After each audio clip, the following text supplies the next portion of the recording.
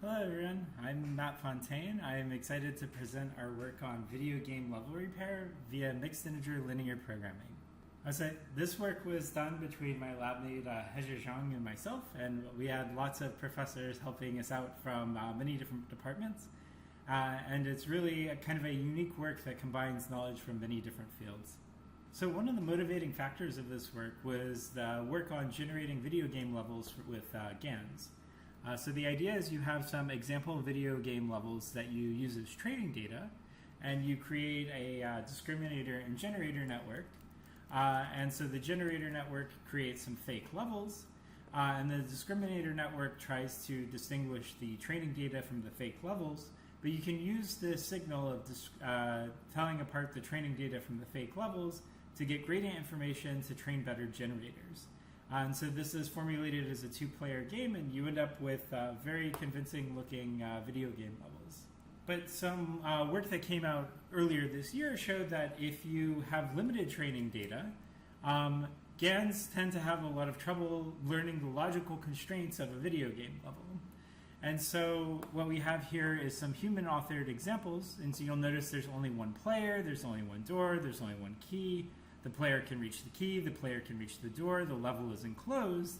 If you train a GAN on a few of these levels, you end up getting levels like this, where you have multiple keys, multiple doors. It doesn't learn these general patterns, or like pathfinding constraint throughout the level, it can't get to the key. And so we found that this is a really big problem for adopting these like GAN-based PCG methods in industry, because you don't want to put broken content in front of your players. And so kind of the core question we came up with, if we know that these are the constraints for a playable level, like being able to reach key objects in a room, being able to have certain numbers of each type of key object, can we formulate those formally guarantee that criteria when we generate levels using GANs? And so kind of on the opposite end of this spectrum is procedural content generation methods that are constraint-driven. And so you have things like constraint programming and answer set programming, where you can model the generative space of the content you're trying to create as one of these constraint programs, and then the program solves those constraints, and then you have a formal guarantee that the thing that comes out of your generator is going to satisfy all those constraints. But one of the issues with this, like when you compare it to the GAN training, is it maybe doesn't look visually appealing. So if we took all the constraints from the CISA-GAN paper and asked the constraint programming method to satisfy it, you would get a level looking like this, where maybe it's not so satisfying that the player can reach the key, can reach the door, but it's very close. It can't get to the enemies, and the blocks are not placed in a very visually appealing way, which is something that the GAN is really good at. And so we kind of just observed that you can basically obtain the advantages of both. And so that's like basically what we're trying to solve in this paper. So the idea is level designers can provide a few playable example levels. And then the way I see this working is game programmers can also provide the playability constraints that the levels need to satisfy so the game isn't broken. And then the generated levels can resemble the example levels visually, but then satisfy the playability constraints and have that a formal guarantee, so you're not putting broken content in front of players. And this is much easier than doing one or the other entirely with just example levels, or entirely just from playability or entirely just from constraints. So the approach we took is we used train a GAN on generated levels, but we came up with this mixed integer linear programming repair method that basically can take a broken level and make as small of edits as possible to turn it into a playable level.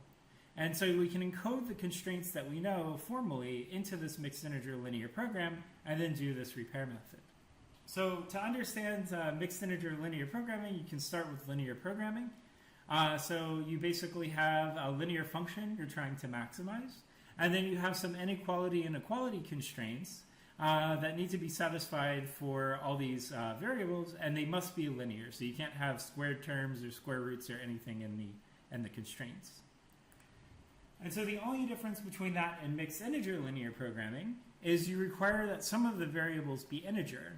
And this allows you to encode like really complex logical constraints because some of the variables that are integers can be decision values, like SAT solvers. And so then we can encode tile-based levels as a MIP very generally. So if we take a tile-based game like this, for every single cell that could possibly be occupied, we have different tile types, and we require that every single cell uses exactly one of the tile types.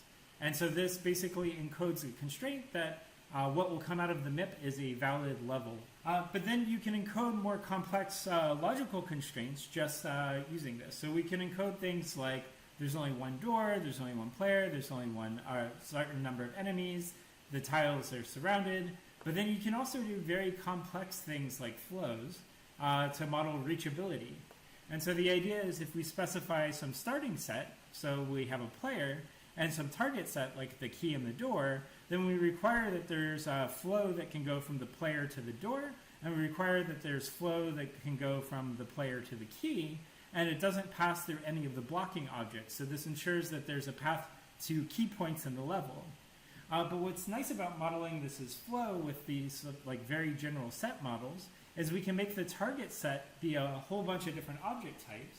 So if we have something like Pac-Man, we basically don't incur any extra cost by having all these power pellets that we have to eat or pellets to complete the level. This is the same cost as just requiring that a key is in the level. So we can generate Pac-Man levels. And then Pac-Man, it's very easy to add extra constraints, like we don't want to have dead ends. We want to make sure the wraparound room case happens very basically, and then we can solve this really large PCG problem. So we talked about how we can model constraints as mixed integer programming, but I think one of the really unique things about the mixed integer programming is we have an objective, and this is what allows us to specify a minimum cost edit to the level. So a really easy one to encode in this level is a Hamming distance, and so the Hamming distance is basically how many tiles changed between the level that came out of your GAN and the level that we're actually going to use with the playability constraints. And so you can see that if we just delete these objects here and change them for something else, then we can get a playable level by just changing 3 tiles here. And you see these 3 tiles changed on the right, and now we can reach the key, now we can reach the door. But one of the issues with this is we deleted our bat in the corner here. And then it's also, maybe it doesn't make sense to delete tiles, because if you delete like the player, they can move all the way across the map. So we maybe delete the player here, add the player here, now they can reach the key and the door, but that's maybe not so satisfying. So what we can do instead for the edit distance is we can basically look at the graph of the game level and look at how the objects move through this graph and incur costs based on how far this displacement happens. We can model this as a min-cost flow problem, where we basically look at what's the change in the objects in terms of flow paths, and the cost is how many times they're moving. And we can put a separate cost if we actually have to replace an item that doesn't match with anything in the final scene. And so one of the things I want to emphasize about this mixed integer repair and why I think it's a good technique is you'll notice that these mixed integer programs that we're generating are actually quite large, and they solve very fast for the optimal edit distance solution. So modern MIP solvers are really, really fast, and that's what you gain by giving up things that are not linear constraints.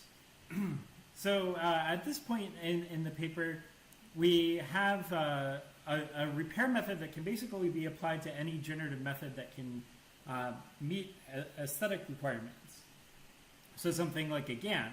And then we can do this repair kind of separately after the fact. But I think one of what could be really powerful is if we could close this loop. So the idea is basically if we generate a fake level and then repair the MIP, the discriminator training should take into account the repaired level when making a decision if something looks good or bad. And so one of the reasons you might want to do this is you could have a generated level like this, and maybe there's these nice smooth wall tiles in all of the example levels that we were training the GAN on. But if we end up having an edit like this, the discriminator network doesn't know that this is going to be the edit that the MIP's going to use, and this might look very bad for the discriminator network aesthetically. It might be much better to just delete this tile. And so it can't really take into account that if it's not, the repair method is not in the closed loop of the system. And so how do we end up closing this loop? Well, we just make the MIP a layer in the neural net, the generator neural network. And so there was this great paper that came out earlier this year at AAAI that showed that you could encode a mixed integer program as a layer of the neural net.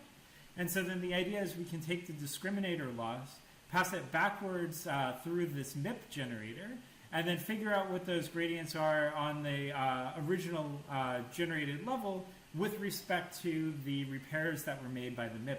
And so one of the things I want to say about MIPs is I think they haven't really been explored very far in procedural content generation.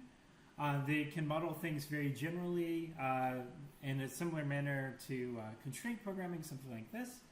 But you can also do these continuous variables that are common in other types of games and basically get that for free with linear programming. And so this allows you to solve MIPs that are a lot larger than their constraint programming or ASP counterparts.